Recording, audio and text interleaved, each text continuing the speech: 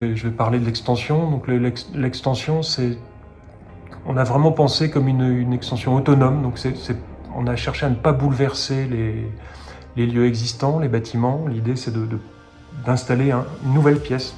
Donc on a des bâtiments très différents. On amène une nouvelle pièce autonome, assez libre. Donc il n'y a pas de modification profonde des bâtiments proches. On vient juste amener 2 nouveaux noyaux de circulation, deux belles cages d'escalier pour relier tous les niveaux du projet.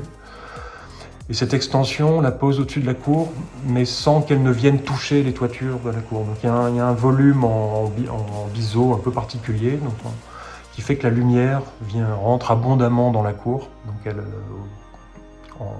sans passer par l'extension. Donc la cour va rester baignée de soleil et de lumière. Et l'extension est un bâtiment à facettes, un peu miroitant, un peu abstrait pour ramener du soleil et de lumière.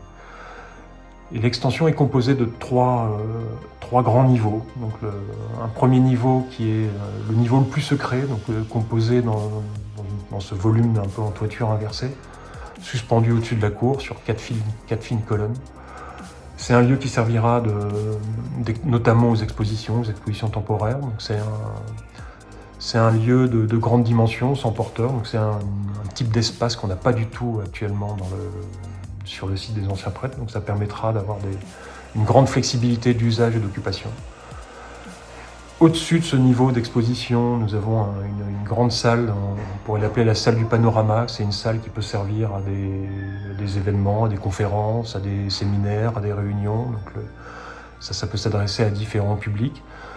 C'est un espace qui commence à émerger au-dessus des toitures. Donc la toiture émerge au-dessus du faîtage du bâtiment de la bibliothèque communale, mais reste encore caché par les toitures de l'hôtel des anciens prêtres.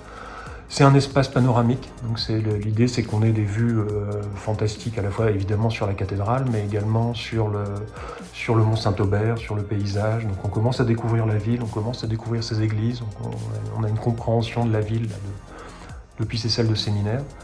C'est également un lieu qui disposera de ses propres terrasses, donc il y a des balcons, des terrasses face à la cathédrale.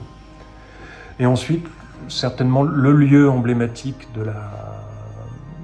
du Smart Center, c'est évidemment son belvédère. On a choisi de rendre sa toiture totalement accessible au public, de manière libre. Donc on pourra y accéder en journée, peut-être parfois certains soirs. Et là, on a un panorama complet, donc à 360 degrés sur la ville, évidemment sur la cathédrale, parce qu'on retrouve une relation où la cathédrale est un moment seule dans la ville. Là, on la retrouve vraiment pleinement dans sa dimension.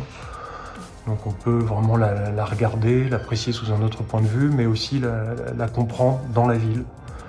Donc on est au-dessus de toutes les toitures, on devine toutes les églises de la ville, tous les points importants, on retrouve la façade de l'Escaut, on voit la gare.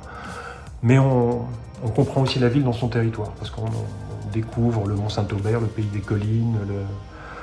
C'est vraiment une expérience de la ville qui sera, je pense, assez incroyable et assez fantastique.